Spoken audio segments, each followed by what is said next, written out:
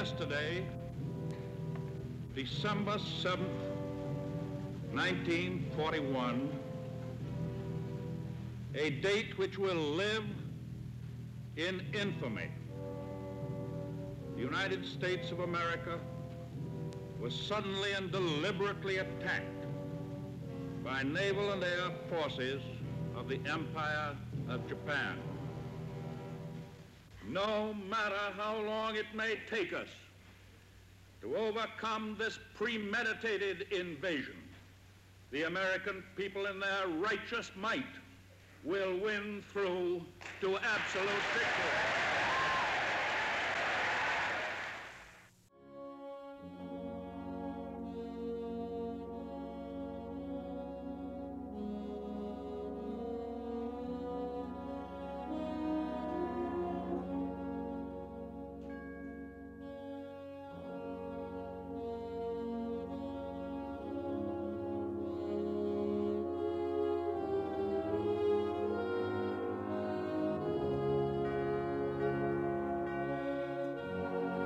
My name is Melvin Sachs.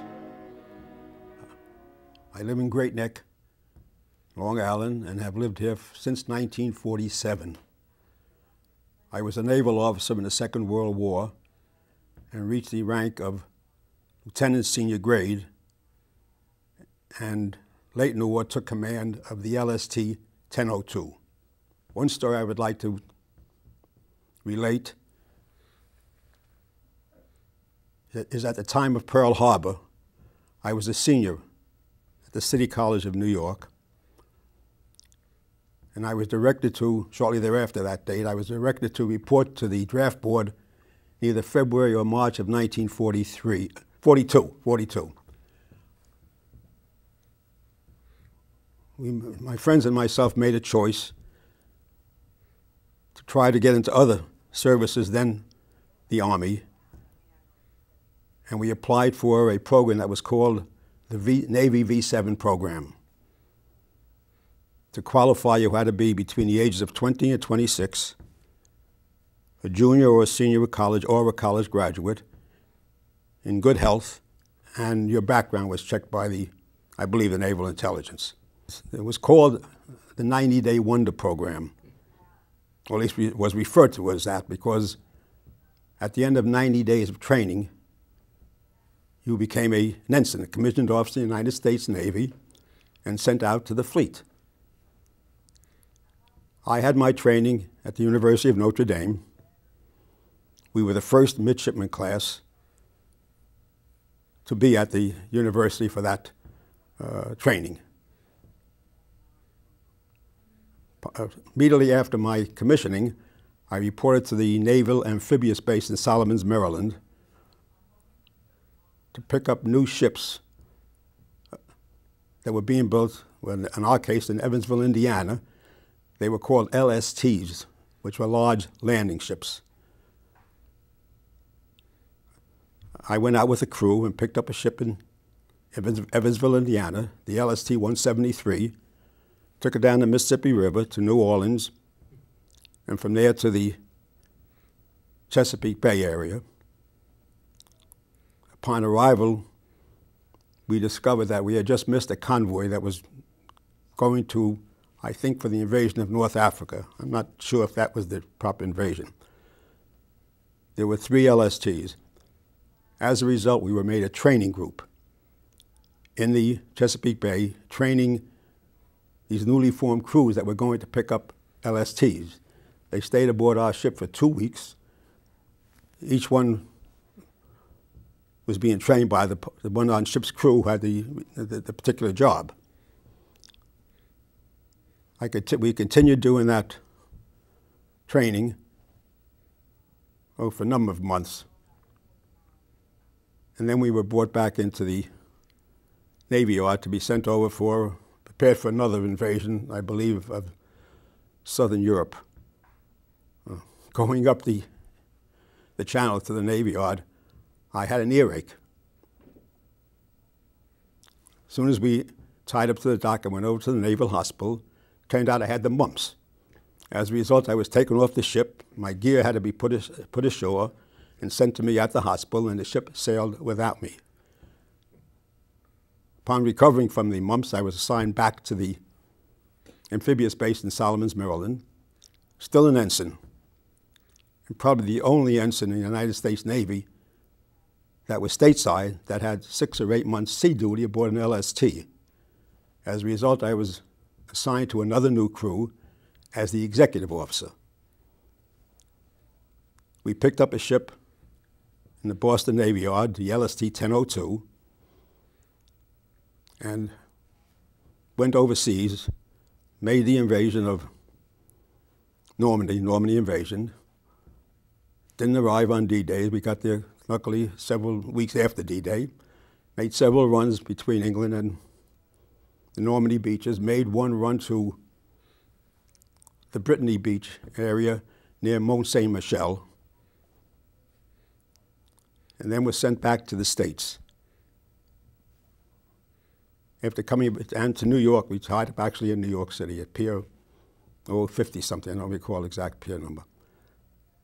After being put back into shape, we proceeded out to the Pacific, made a little late again, the Iwo Jima invasion, and then the Okinawa invasion.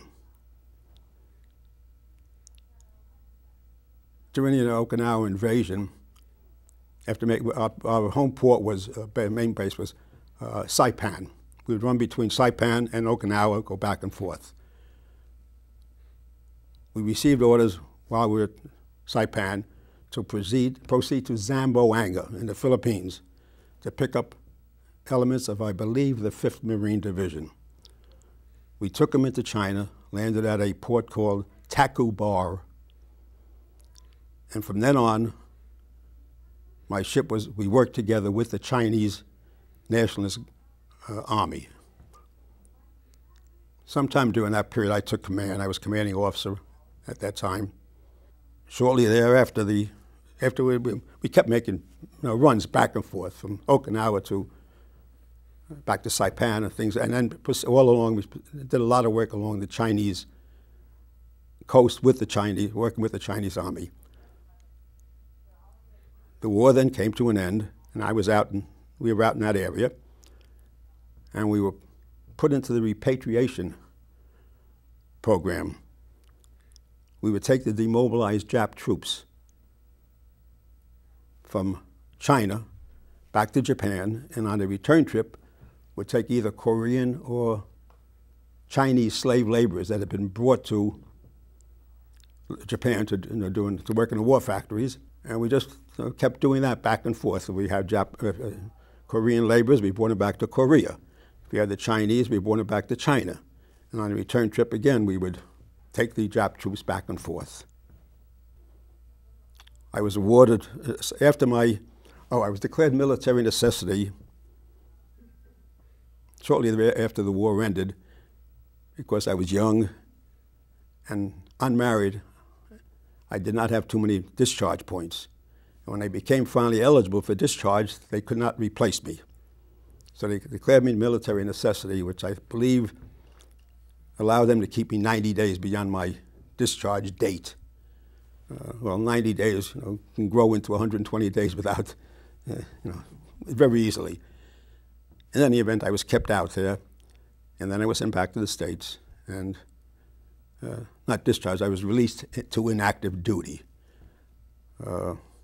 Sometime after I was released to inactive duty, I received an award from the Chinese government, nationalist government, that was forwarded to me by the United States Navy. Other than that, my story is like everybody else. I have all the campaign medals. I also have a French award, a medallion from the French government for my duty while I was in the European theater. And I came back, and I was very happy to come back. I was offered a spot promotion while I was out there with the 7th Fleet before I came home to lieutenant commander, and would be in command of either a small transport or a small cargo ship. But like everybody else, I wanted to get home. I did what I did because everybody else did it, and I was very proud to do it. but I wanted to get home. We had a just cause, a reason to fight.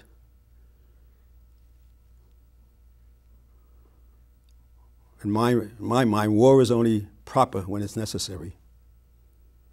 And we had a necessary war, and we necessarily had to go, and we necessarily had to do what we did. And when it was over, it was over.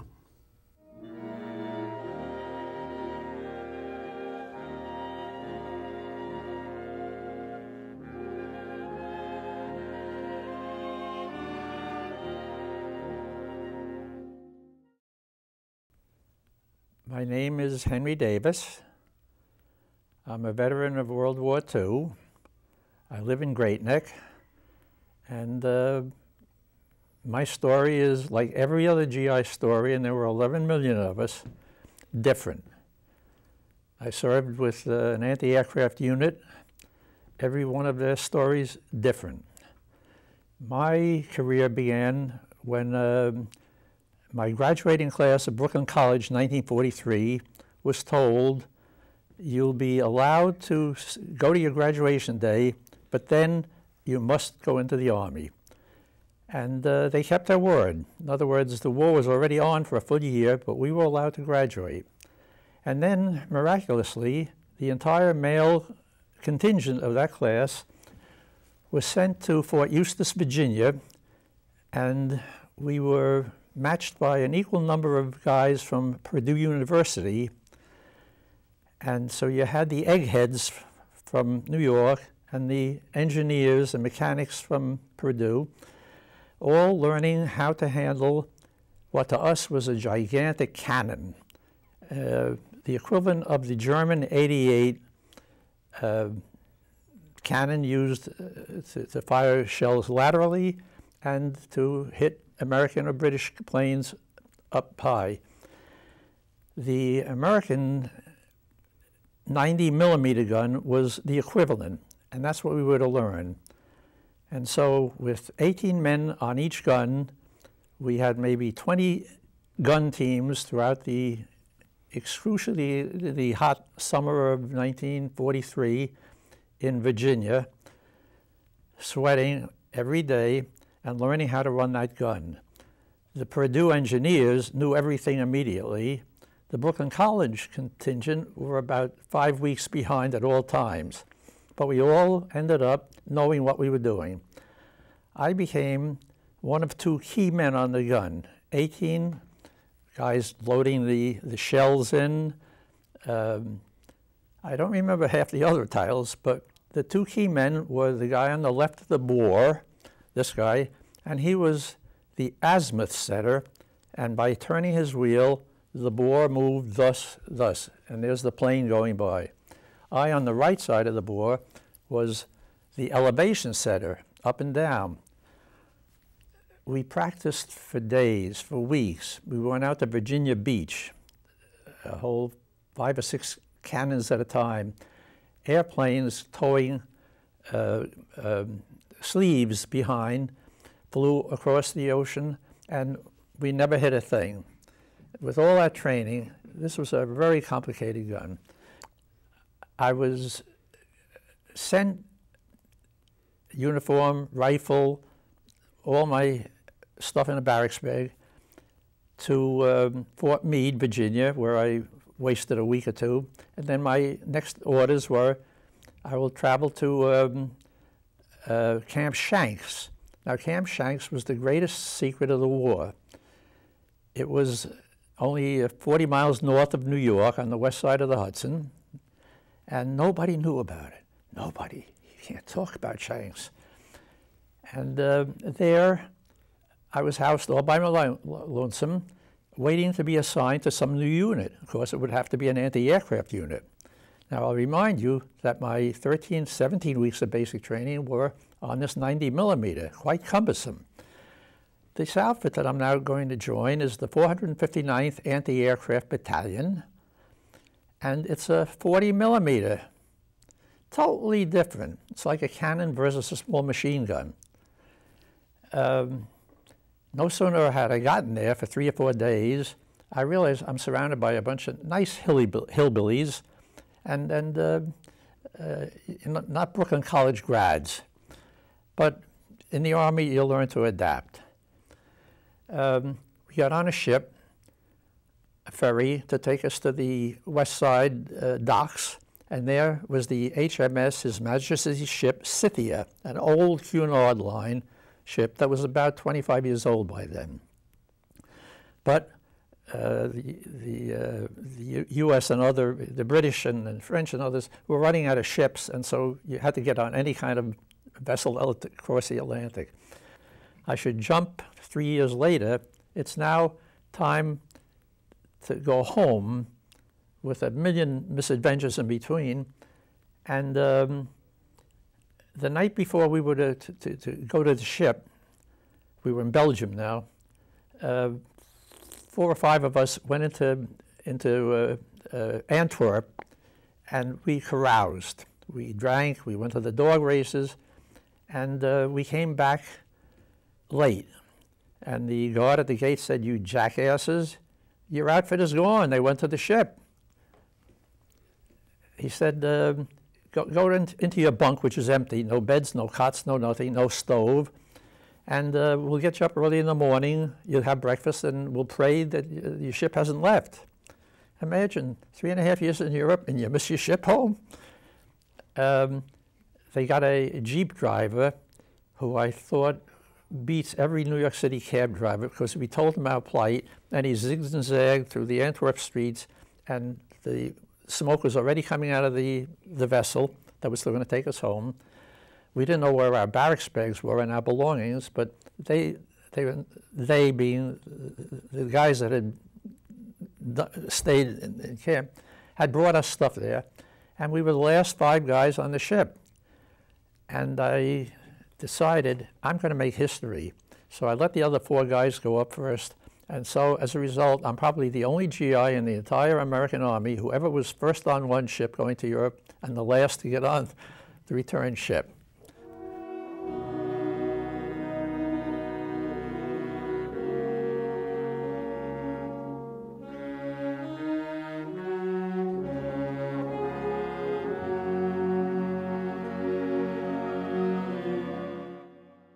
In 1942, I enlisted in the Air Corps. It's you go for training to be a pilot, a navigator, or a bombardier. One of the 3. Okay. And when the day that I was called, we assembled in Penn Station, and they took us to Atlantic City. And we were there for 2 months, like a basic training, actually, okay? We then, after a few months, contingent of us was sent to Syracuse University, something they called CTD, College Training Something or Other, where we learned Morse code. They took us up in a small Taylor Cub to get the feeling of being in the air, and a few other little details which I just possibly can't remember. Now, after that, we were sent down to San Antonio. And San Antonio was called the San Antonio Army Air something. And again, we went through basic training all over again. And then I was sent, along with other people, to Corsicana, Texas. In Corsicana, Texas, I trained to be a pilot. And I soloed after 8 hours of training. I was doing very well. And I really, it's not that I loved it. They taught you all sorts of Immelmans, stalls, spins, and I soloed like about 30 hours, and I did 60 hours, what they call primary training. If you pass that, which I did with flying colors, they send you to basic, which is a much heavier aircraft. It's closer to a combat aircraft. We flew BT-14s, the North Americans, and this was a base in Independence, Kansas, as I recall. And it was very complicated. We did cross-country, night flying, we did link training. I had about 15, 20 hours. And this is mostly solo. And where I was supposed to park